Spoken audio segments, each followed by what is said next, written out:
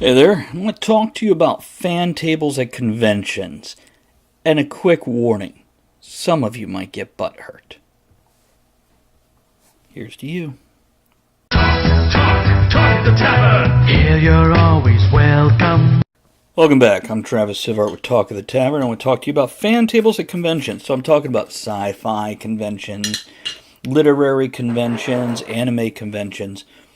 You have performers, you have panelists who show up and discuss things in single or up to 5 or 6 of them sometimes on one panel. This goes for little conventions or huge conventions. You then have vendors who come in and sell things.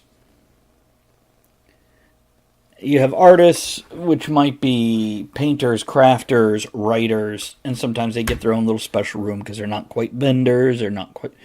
So it's kind of the handmade stuff. Then you have fan tables. Now let's say you have... I'm going to use a fictional group because I'm not pointing fingers at anybody in particular. This is a broad spectrum thing. Let's say you have some group that just loves Bob the Spaceman TV show.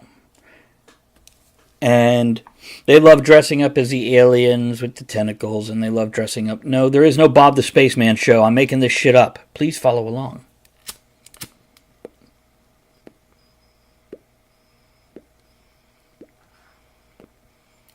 So, they like dressing up. Now they go to a convention and they tell that convention, hey, we want to have a fan table, which is provided for free.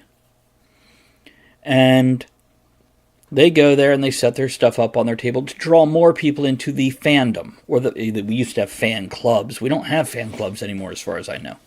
There's organizations, groups, Facebook groups, etc., etc.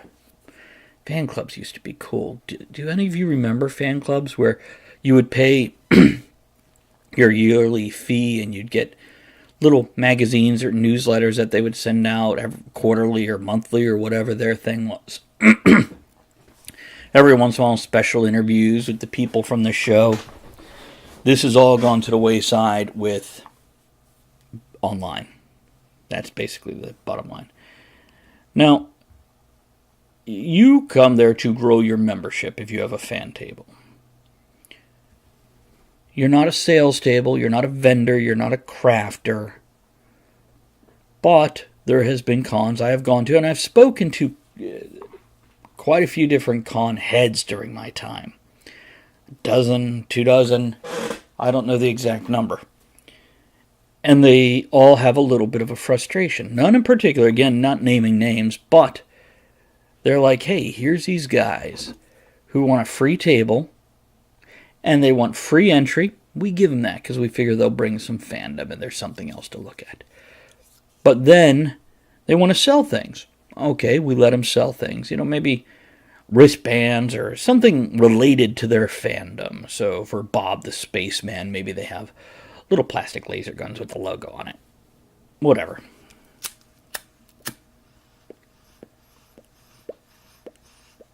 Maybe sell memberships if there is a cost for the membership. Whatever. But then they start selling other things. Hitchhiker Guide bumper stickers, or Star Wars this, or Star Trek that. Hey, I thought you were a Bob the Spaceman table. Oh, right. Okay, well, instead we're going to sell jewelry my wife made. Is it on Bob the Spaceman? Nope, just jewelry my wife made, because we have a table and we could sell this and make money. You're not here to make money. You're here to grow your membership and be eye candy for the crowd. Okay. Well, we have a kid, and we brought our kid, and we laid out toys everywhere. There is a 6-foot circle around our table of baby toys, or children's toys. And our kids are just running up and down the little place, screaming.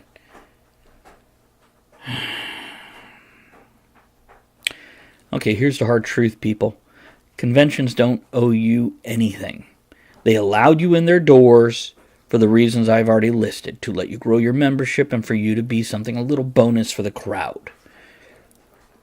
They don't owe you the passes. They don't owe you advertising on their thing. You're not bringing a whole lot to them. But it's enough that they'll do this for you. Don't push it. Be considerate. Think about the other people. And I could say this the same thing of podcasters. When you go there and you do 3 minutes about the convention a week after the convention or 3 weeks after the convention, how much do you think that really helps that convention? Is it worth your $100 worth of tickets that you got in for free? Now, of course, if you're going on doing a half dozen panels, if you get that con head on ahead of time, if you do videos, and then next year before the con, remember to repost those videos and reshare them so people see what this con is like before the con. This is now a dollar value. Make your contribution worth what they're paying to get you in that door. Now, a couple tickets might not be money out of their pocket, but it is money that they can't make anymore. They're not losing any, but with the extra people in, especially when they have a cap, you've just taken money out of their pocket that they could have made. And then if you want access to the green room so you can eat, and you want access to the shows because you're a guest, remember, fan table, you get a table, you get in free. Same for podcasters or whatever. So anyhow, keep that in mind. Don't get butt hurt. Subscribe to the channel for more butt hurt. I'm Travis Sivart. I'll talk to you later.